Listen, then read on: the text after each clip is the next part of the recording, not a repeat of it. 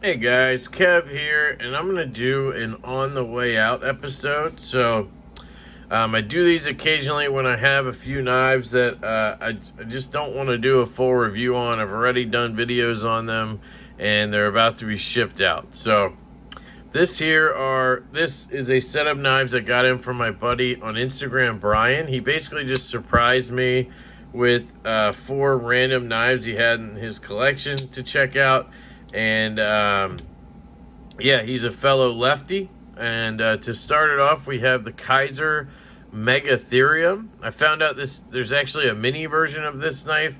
You can see there, it's pretty off-centered. It's an absurd looking knife. This is an Isham design. Some people think this thing is sexy as hell and awesome action and all that. And, you know, to each their own. That's cool. This just doesn't appeal to me. I'm not a big fan of the deployment hole. You kind of have to get it in the right spot. Like, you can't be up here because then when you flick, your finger's going to drag through this part of the handle, and it's going to tear you up a little bit and kind of hurt and suck and slow down the blade. So you got to be down here where it starts to kind of like pinch you. And then you flick it out. It works, obviously. On the close, it's not very smooth, not very drop shut. But again, given the right circumstances with taking it apart, lubrication and all that, I'm sure this would be in proper working order. It does have a solid detent for the flick. It is a very good detent, actually. And then you also have a flipper tab, which I have not really used much. It's just kind of awkward and pokey, but again, it works. So action's pretty cool on this thing. It's plain titanium with this terrible looking carbon fiber. It looks like G10, and it maybe is actually, I don't know, but it's supposed to look like carbon fiber. Has this kind of hourglass shaped clip with a pokey end on it. It's like really pokey. Frame lock here. Just a, you know, kind of knife for me.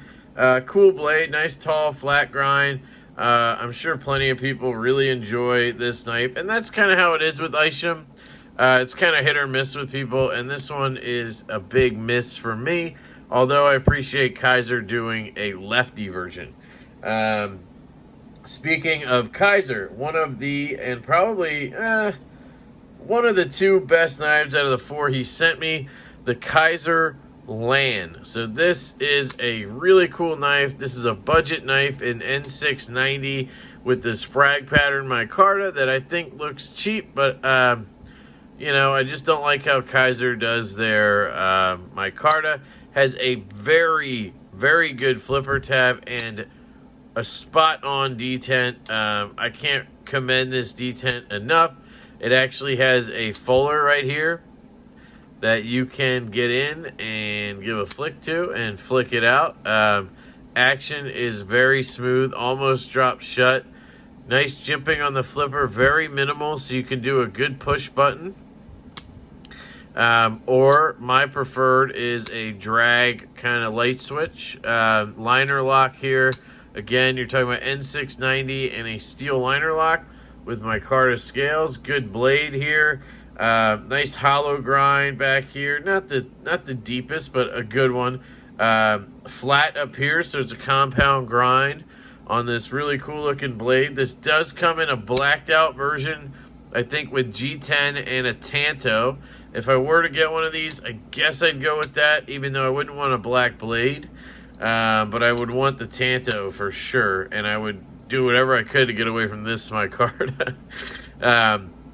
One interesting thing about this knife is that it actually is partially designed. See Ray Knife right there? That is the guy behind Raylight, the flashlight company, apparently. Somebody told me that. That's cool. And then one unique thing about this knife, at least I haven't seen on any other knife, is it has a 3-position pocket clip. Or I guess dual position 2-sided reversible clip, right? So you can go left or right carry, and then you can put the clip either higher up so it sticks off the back a little bit if you use these top 2 holes, Or if you have it like I do now, you can use the bottom 2 holes, and then it'll be right there, about flush with the back. So it's really cool. You can kind of decide how deep carry you want to go. This is actually a really cool knife. I'm very glad that Brian sent it my way. It's one of those knives I would have never bought. Not a big Kizer fan. But if anybody asks me right now, I want to get a Kizer, which one should I get? I'm more than likely going to say the Land, to be honest. I really like this knife. So that's the Kizer Land. Then we have the actual worst knife in the bunch, I'd say. Maybe the Megatherium is. This is the Viper Odino. Italian knife, frame lock, titanium with no milling on it. Has a hole for deployment, a Voxnez design, which I usually love. Reversible clip, which is pretty cool. But it has no detent. I mean, it is putrid, this detent on here. Now, I will say, if you just kind of flick it, it actually feels okay. It kind of feels satisfying flicking it out. It has a good smooth action or pivot, and it locks up with authority, and it has good sounds. So it does have some redeeming qualities. The grip back here is relatively comfortable with the clip on this side. It does bite into my palm a bit. I can really feel it when I squeeze down. Being a Vox, you have a choil up here to grab. It's more of a flat choil than a kind of a round one that he usually does. This feels really good, really solid, very Vox style. You have a nice kind of beefy small blade. Again, very Vox style. Pill-shaped hole, very Vox style. Great closing action. Not drop shut, but very smooth. Definitely a cool knife. If they had made a few changes, now I have heard of people having this with a stiff detent. So classic Italian knife, variants all over the place. N690 steel, another big detractor for me. This thing I checked is listed at $200 on Blade HQ. And for that, you get thick slabs of titanium that are not milled, and you get N690 steel. That is not a bargain in any sense of the word.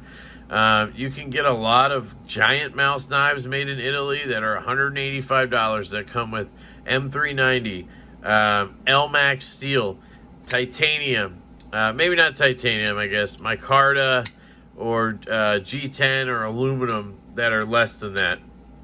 Their titanium ones are around the $250 mark or something. But those have M390, and that's what I'm getting at. Just give me better steel for $200. N690 is not cutting it at that price point. It does have a half crown spine, very Italian-like, which is nice. It's a cool knife, guys. It really is. I just think they could have polished it off a little better, and I would really like it. It's a very Voxy, and I like Vox.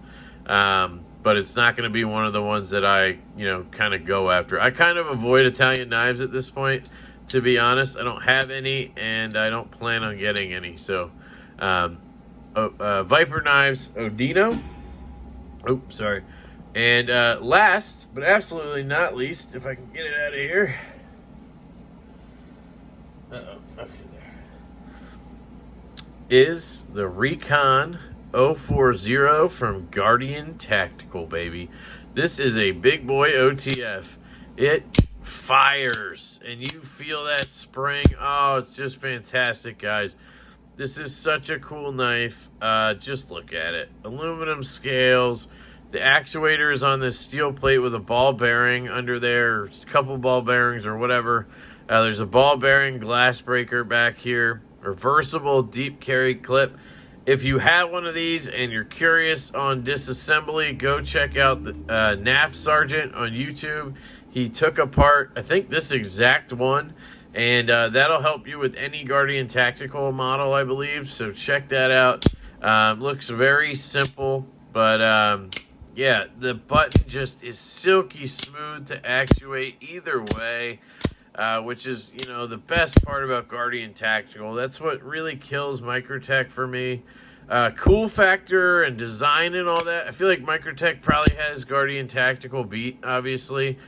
But the stupid glass breakers, that Guardian Tactical has it on this one, but not on the 035.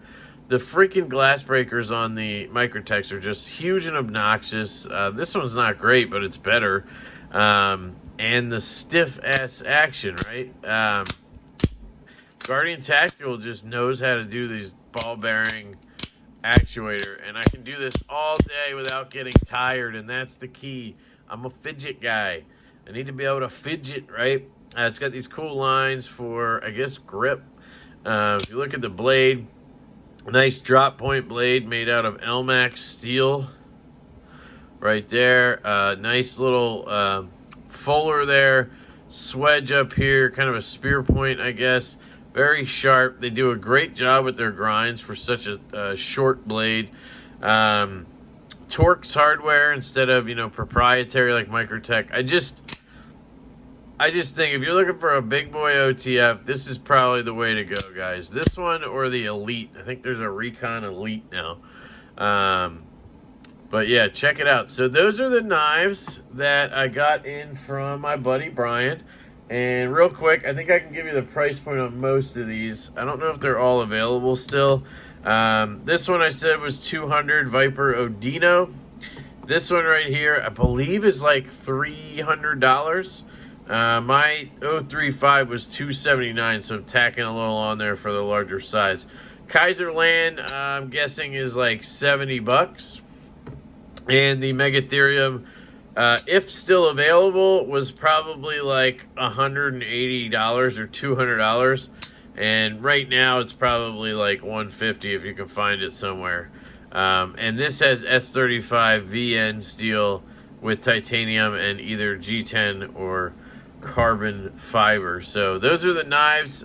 Big shout out to Brian for loaning these in. And real quick disclaimer, D10 Diva t-shirts are up on pre-order. There's a website you can go to. Hit me up. Go to my IG. There's a link there. LeftyEDC88@gmail.com. I can send you the link. Leave a comment. Whatever you want to do. If you want to support the t-shirt order, please go ahead and order one. They're starting at $20 and they go up to 5XL. Took care of my big boys, all right? So thank you, Brian. Thank you all. I love you so much. I hope you have a fantastic day, and I will catch you later.